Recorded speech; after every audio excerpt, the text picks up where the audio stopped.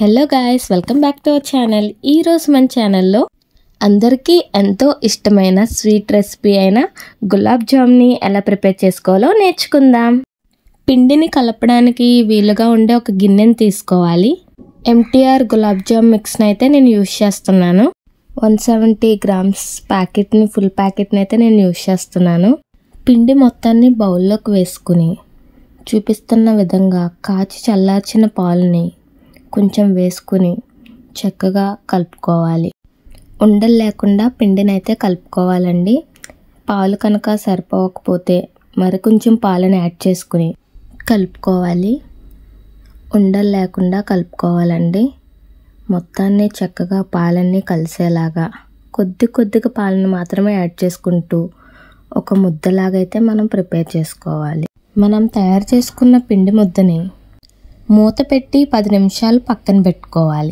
10 నిమిషాల తర్వాత మూత తీసి పిండిని చూపిస్తున్న విధంగా చిన్న పార్ట్స్ కింద అయితే డివైడ్ చేసేసుకోవాలి.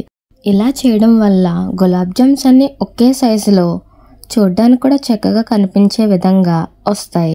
ఇప్పుడు ఒక చిన్న బౌల్లో ఆయిల్ని అయితే తీసుకోవాలి.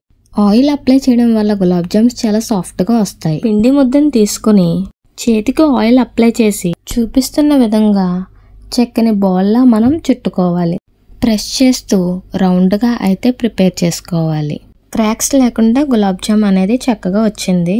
చూపిస్తున్న విధంగా గులాబ్ జామ్స్ని ప్రిపేర్ చేసుకోవాలి.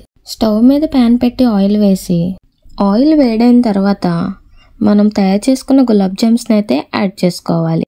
యాడ్ చేసిన వెంటనే గరిటె పెట్టకూడదండి. గరిటె పెడితే గులాబ్ జామ్స్ అనేవి విరిగిపోతాయి.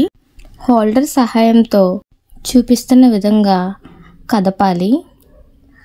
చూపిస్తున్న విధంగా మనం అటు ఇటు టాస్ చేసుకుంటే సరిపోతుందండి. మనం గరిటె పెట్టవలసిన అవసరం లేదు. అది ఉడికేంత వరకు కొంచెం లైట్గా కలర్ మారుతున్నాయి అనే టైంకి మాత్రమే మనం గరిటె పెట్టి చూపిస్తున్న విధంగా అటు ఇటు సున్నితంగా గరిటెనైతే యూజ్ చేయాలి. అలా చేస్తేనే గులాబ్ జామ్స్ అనేవి రౌండ్గా విరిగిపోకుండా వస్తాయి. గోల్డ్ కలర్ వచ్చిన తర్వాత గులాబ్ జామ్స్ని వేరే బౌల్లోకి ట్రాన్స్ఫర్ చేసేసుకోవాలి. మొత్తం గులాబ్ జామ్స్ అన్నీ ఇలాగా ప్రిపేర్ చేసుకోవాలి. ఇప్పుడు షుగర్ సిరప్ని అయితే ప్రిపేర్ చేసుకుందాం. ఒక గ్లాస్ చక్కెరని అయితే తీసుకోవాలి. చూపిస్తున్న విధంగా ఒక గ్లాస్ చక్కెరని తీసుకుని 1/2 గ్లాస్ వాటర్ని అయితే యాడ్ చేసుకోవాలి. వాటర్ని యాడ్ చేసిన తర్వాత స్టవ్ వెలిగించి లో ఫ్లేమ్లో మనం షుగర్ని అయితే కరిగించుకోవాలి. షుగర్ కరిగి కలర్ మారిన తర్వాత ఇలాచీ పౌడర్ని అయితే యాడ్ చేసుకోవాలి. ఇలాచీని షుగర్ని కలిపిన పౌడర్ అయితే మా ఇంట్లో ఆల్రెడీ అవైలబుల్గానే ఉంది. సో నేను యాడ్ చేసుకున్నాను. పాకం సెట్ అయిందో లేదో ఒకసారి చెక్ చేసుకోండి. పాకం అనేది కొంచెం బంకగా ఉంటే సరిపోతుంది. ఎక్కువ మనం తీగ పాకంలా అయితే అవసరం లేదు. వాటర్గా అయితే ఉండకూడదండి. ఖచ్చితంగా ఒక బంక పాకంలాగా అయితే పట్టుకోవాలి. లోతుగా ఉన్న ఒక పెద్ద బౌల్ తీసుకుని మనం ఇప్పుడు తయారు చేసుకున్న వేడివేడి పాకాన్ని అయితే ఆ బౌల్లో వేసుకోవాలి.